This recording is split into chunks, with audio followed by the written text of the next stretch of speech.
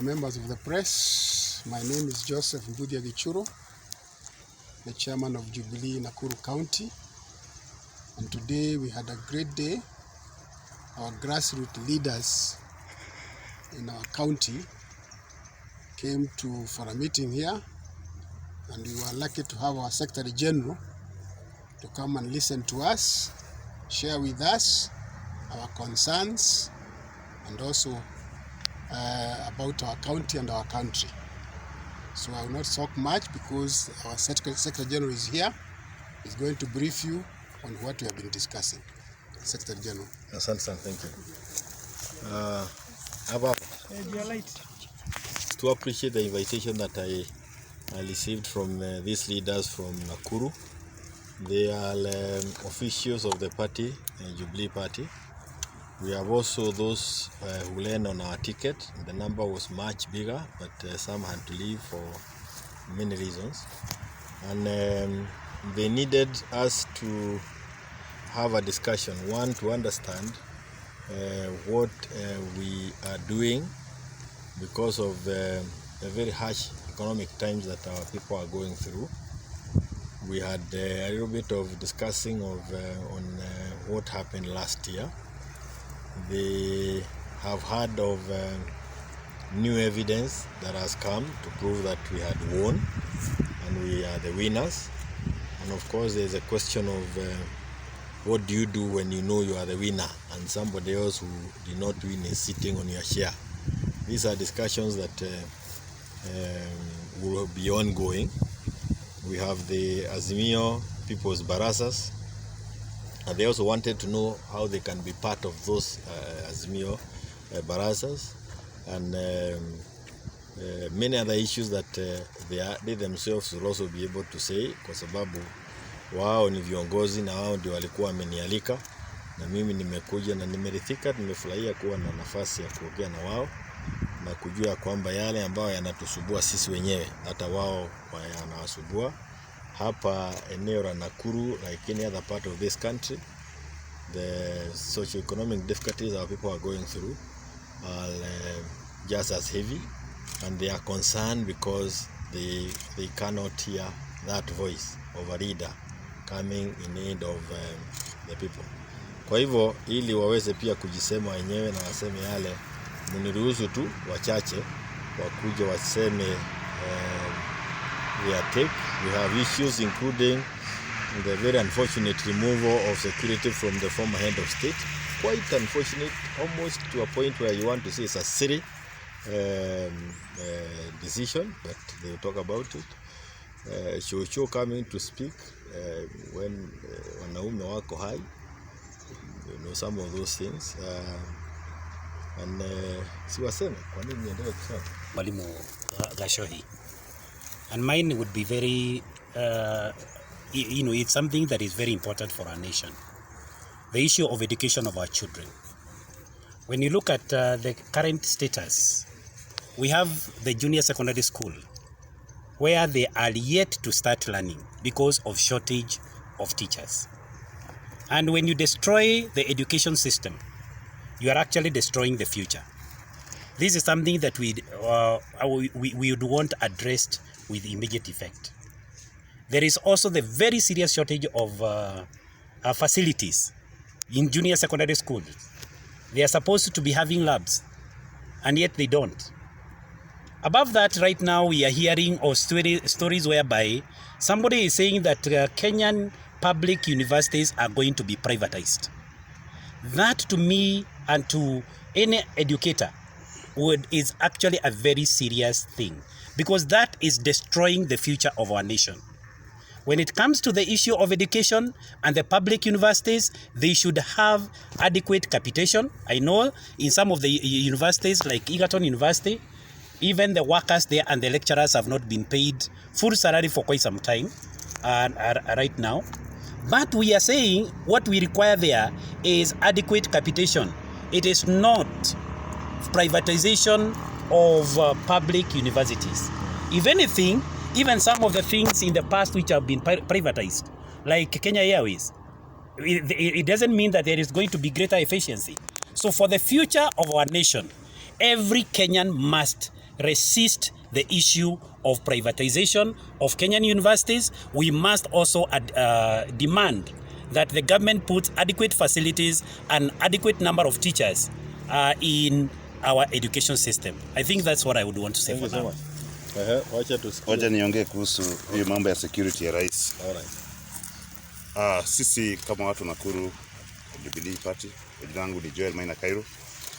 Nataka kusema kuwa hii mambo ya withdraw security ya rais ni jambo ambalo limetustua sana hapa. Manake hii ni jambo ambaye iko kwenye katiba. Kuwa rais mstaafu anastahili awe na security yake. Na kuondoa hiyo kipengele atakuwa withdraw the security, it is very dangerous. A country that is stable is supposed to take care of its former leaders. Tunaona wakati Moi alipoondoka, Kibaki hakuwahi kumwingilia ama hakuwahi ondoa security. Wakati Kibaki alipotoka, Uhuru hakuondoa security yake. Kwa hivyo nataka kuomba serikali ambayo iko sasa saizi, ambayo tunajua kuwa iko pale kwa njia ambaye ni tatanishi, ambaye sisi kama wana Jubilee hatujakubaliana naye, irudishe security ya rais. Ya pili, ningetaka kuwaomba hao ambao kwa ofisi saizi wajue siku moja pia watakuja kuwa former. They'll be former. Whether you are the president today, you'll be a former president. So a country like Kenya that needs stability, we need security for our former leader. And we are standing by Uhuru Kenyatta and his family and the family of Kenyatta. We are seeing situations where now, instead of delivering to the Kenyans who are suffering, who cannot put food on table, who have no meals in their menu, instead of delivering on Kenyans, you are now diverting the attention of Kenyans by attacking the first family on issues to do with taxation, a law that was repealed in 1982, is what you're bringing to us now. Na because mnajua Wakenya wengi pengine hawajui mambo ya sheria, mna hype, mnachochea emotions zao, eti family fulani hailipi kodi. Tunakataa mambo hayo. Tunasema muanze kuaddress mambo ya shule. Wakati ule Uhuru alikuwa pale, shule ilikuwa nalipwa. Wakati Uhuru alikuwa pale, tulikuwa napata subsidies za unga. Wakati Uhuru alikuwa pale, tulipata subsidies za mafuta. Na hata wakati baba alikuwa anataka kuingia, hata vijana wangepata 6,000 ya bure. Leo hii mnakuja kutuambia eti tulipe mambo haya yote, na badala ya kufanya kazi mnaanza kutuonesha vidole kuelekeza family moja. Tumekataa. Kama watu wa Nakuru tumekataa. Tunasema we want you to deliver on the promises that you made to the people. Na sisi tunaunga baba mkono. Tunasema People's Baraza tunakaribisha baba hapa Nakuru. Tutakusupport baba. We are working with you for the sake of the people of Kenya. Asante. Okay, kwa majina naitwa Ben Gadhogo na pia ningependa kuchangia mjadala huu. Niseme hivi, the sole aim of government is to do to our people what the people cannot do so well or do completely, na ikiwemo provision of basics. Na baadhi ya hizi provisions of basics inakuwaga ni chakula. Na niseme hivi, ya kwamba licha ya kwamba tumeandika katiba yetu 2010, there's a chapter ambao tu kuandika vizuri, inajulikana kama Directive Principles of State Policy. Ile ambayo ingekuwa ikisema serikali ikishindwa kusomesha watoto wangapi, serikali hiyo inatakana kung'atuliwa na wananchi wenyewe. Serikali isipoweza kuulisha wananchi wake inatakana kung'atuliwa. Kwa hivyo hata tunapoenda hapo mbeleni, tunasema ya kwamba bei ya unga lazima tuiteremshe chini. Serikali iliyoko mamlakani imekusanya zaidi ya bilioni 865. Kwa hivyo lazima kuwe na subsidies za kuwezesha Wakenya wengi. Hatuwezi kuwa tunasema ya kwamba kuhusu kodi na wale ambao tunategemea kwamba watalipa kodi wana njaa ama wanakufa. Kwa hivyo kwa hii serikali tunasema kwamba we want to pay our taxes, yes, but we also want accountability of where our taxes go to. Kwa hivyo subsidy ya unga, hiyo ni kitu ambayo tunatakana kuwa tumeipitisha, tunatakana kuwa kwamba tumejadili. Na sio tu, tunasema kwamba msimu ujao ni ya kwamba tukusue ya kwamba kuna ile mabiashara ambayo inapigwa. Hauwezi kuwa unapeana fertilizer wakati huu na hakuna kwamba mvua ya wakati huu. Corruptions ambazo zote ambazo zinatokea that threatens our food security, We must start addressing them now. Asanteni sana. Okay. Yes, well done. Thank you. Mimi ni Assumpta Wagui wa Muiruri. Napenda kunena kuhusu hii maneno ya taxation na haswa hii yenye serikali iliyoko iliingilia mama wetu Mama Ngina. Mama Ngina hivi sasa tunavyoongea ni mjane. Mama Ngina ni the grandmother of the nation.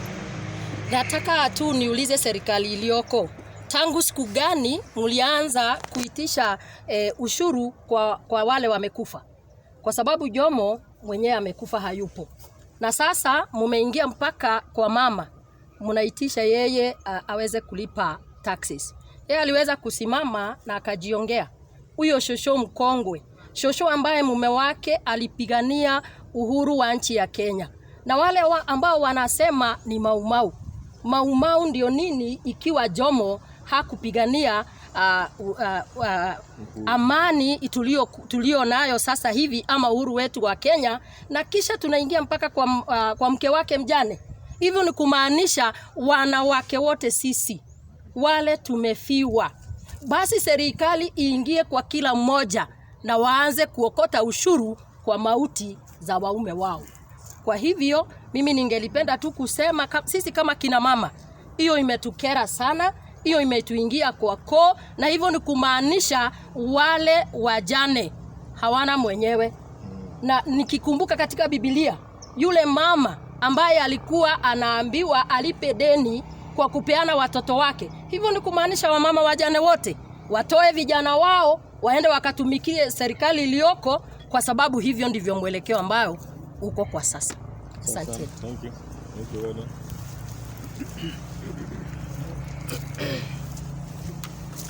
Jina langu ni Jimmy Wagakafu, na kwa niaba ya wote ambao waliweza kusimama kuwania viti katika eneo la Nakuru County kwa chama cha Jubilee, leo tunataka kushukuru our SG kwa sababu ya kututembelea na hata kutujulia hali. Na tungependa kujulisha supporters wetu wote na wale wote ambao walisimama na sisi ya kwamba chama cha Jubilee kiko imara, na sisi tuko tayari kuungana pamoja na Azimio ambayo iko ndio iliweza kutuongoza katika campaign za 2022, kwamba tunauga Raila Amolo Odinga mkono, kwa sababu tunajua ya kwamba sisi uongozi wetu tulinyang'anywa mchana, na tunajua ya kwamba kuna watu walitumia ukora ambao haujaionekana katika taifa la Kenya katika uchaguzi ili waweze kuteka nyara uongozi wa taifa letu. Leo hii kilio imejaa katika kila kona ya nchi, kwa sababu wale watu ambao walitafuta uongozi kama hawaelewi ni nini wanaenda kufanya. Ndio maana leo hii watu wanalala njaa, leo hii watoto wana shida ya kwenda shule, leo hii hata wakongwe wanalia hawapati pesa zile za inua jamii, na tunajua ya kwamba sisi ni tunyang'anywa uongozi. Na tutataka kuambia ya kwamba msifikirie ya kwamba tumenyamaza, tuko imara na tutasimama kidete nyuma ya uongozi wa Jubilee kuhakikisha ya kwamba wananchi wamepata haki yao. Na kwa hivyo sisi kama wana Jubilee wa Nakuru County tunasema ya kwamba kulingana na ule mwelekeo ambao tutapewa na chama, tutaweza kusimama, na tunakuja huko mashinani ili tuweze kusimama kwa niaba ya wale wote ambao wanahisi ya kwamba wamenyanyaswa, na tunajua ya kwamba siku yetu itafika ya kuweza kuonyesha ya kwamba hakika sisi ndiye tuliokuwa tumewekwa katika vitengo hizo za kuwania hizi viti. Na kwa wale ambao hawako hapa, wale ambao waliwania viti vya nyadhifa mbalimbali, tunataka kusema ya kwamba mkuje tuungane pamoja ili tuweze kushikana mkono, kwa sababu tunajua ya kwamba sio kushindwa tulishindwa, ni kunyang'anywa tulinyang'anywa. Na kwa hivyo tutaendelea hivyo na Mungu pamoja nasi. Sisi tunasema mbele pamoja. Asante sana. Thank you so much. Bwana Secretary. Si hiyo imetosha. Sasa nikianza kuongea tena itaharibu mazungumzo mazuri. I will address that when we go to the head office. Okay, ni kwamba sisi nimekuwa hapa kwa mwaliko wa chama, ofisi ya chama hapa, and we had not just people who vied, even members who are very keen on what we are doing as Jubilee, as Azimio. Kwa hivyo hii ilikuwa mchanganyiko ya Wakenya kutoka Nakuru ambao wanafurahia yale yanafanywa na Azimio, yale tunafanya katika Jubilee na wale wanagojea people's baraza hapa. Kabisa. How soon? Your take on the tax? Inakuja. Tukimaliza huko tumesema huko na huko tutakuja hapa. Okay. Yes, Unasema kuna ushahidi mpya ambao umetolewa licha ya ule ambao twaelewa. Sijui huu mwingine unaweza ukatudokezea kidogo kwa kifupi? Si tumekuwa tukiongea mambo ya whistleblower. Ya kwamba Raila alipata 8.1 million votes. Ruto alipata 5.9 million votes akiongezea za wizi. Mount Kenya tulipatia Raila 2.6 million votes. Na IBC 3 members of why we have an odd number of board members. It's so that the majority will have their way and the minority their say. This is a strange country where we have the minority having their way and majority just saying. How can we have a presidency declared by 3 members of a 7 member board? This is an illegitimate group, and that's why we are here. And watch this space. Asante sana.